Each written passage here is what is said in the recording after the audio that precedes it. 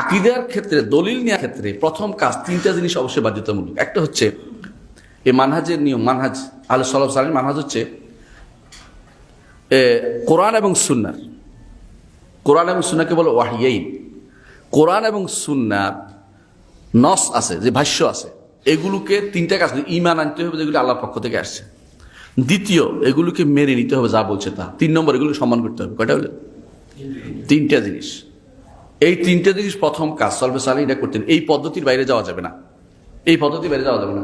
যে ব্যক্তি বলে ইয়ার যদি বলি আল্লাহর জন্য হাত সাব্যস্ত করি, তাহলে তো জারহা হয়ে গেল। জারহা মানে কি জানেন?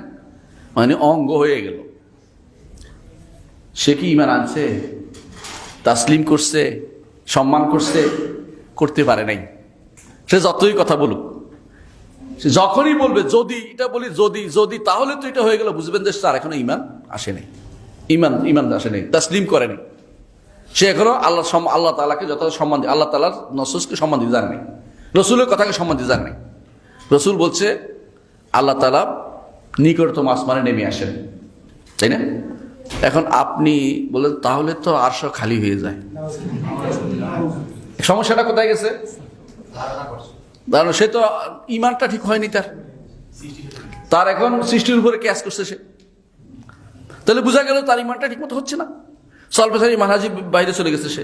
তাহলে আপনি বুঝতে পারছেন যে প্রথম কাজ হবে কোরআন এবং সুন্নাহর যত ভাষ্য আছে এগুলোকে কি করতে হবে? এগুলো কি করতে হবে?